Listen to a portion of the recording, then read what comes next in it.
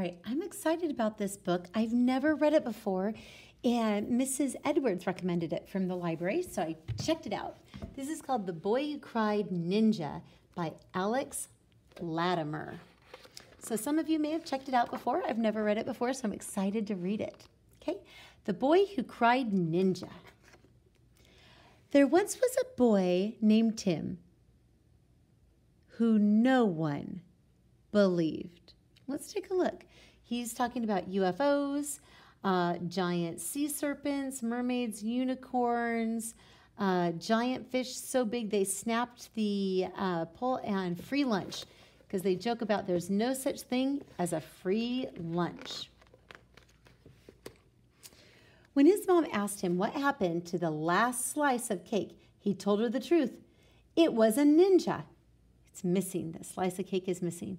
First, the ninja crept into the house, and then he kicked it into the air and ate it in one bite. That story does sound pretty hard to believe. When his dad asked him where the hammer was, he told him the truth. An astronaut landed in the yard and needed it to fix his spaceship. He's got your hammer. Ooh, that's interesting too. He's telling some interesting stories. And when Grandpa asked him if he'd done his homework, Tim told him the truth. A giant squid ate my whole book bag while I was off buying an ice cream. That doesn't sound totally true either. Tim's parents were very upset with him for telling lies, so they told him to go and rake up the leaves in the yard and to think about what he'd done.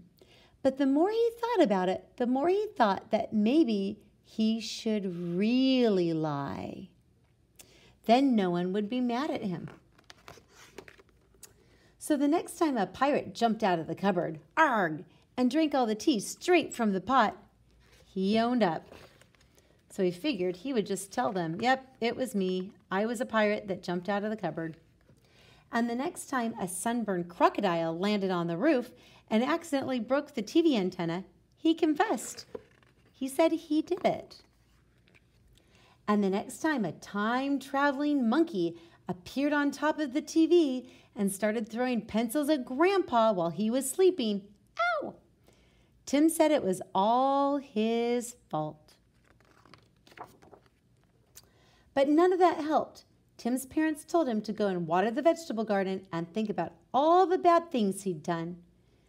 If he told the truth, he was in trouble. And if he lied, he was in trouble. What could he do? Then he had an idea. He found some paper and some stamps, and he wrote 6 letters. Dear you, there is a party at my house tomorrow. There will be plenty of cake, hammers, my new book bag, buckets of tea, TV antennas, and pencils. Please come. Me. The next day was Saturday. Dad was fixing the house, Grandpa was reading the newspaper, and Mom was vacuuming. The doorbell rang. Who could it be? Asked Grandpa. I'll get it, said Tim. There at the door stood a line of strange creatures. First a ninja, then an astronaut, a giant squid, a pirate, a crocodile recently recovered from a sunburn, and a time-traveling monkey, apparently just in his underwear. Tim's parents could see that he'd been trying to tell the truth from the beginning.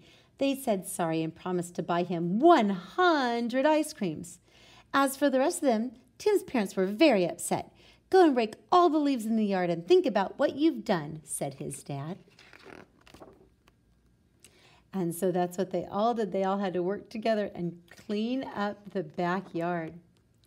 When they had cleaned the whole yard, there really was a party. And no one ate all the cake, and no one took anything without asking, and no one swallowed a book bag, and no one drank all the tea, no one broke the antenna, and no one threw pencils. It was the best party Tim had ever had. The end. That was a pretty fun story. I actually really enjoyed that one. That was a great recommendation from Mrs. Edwards.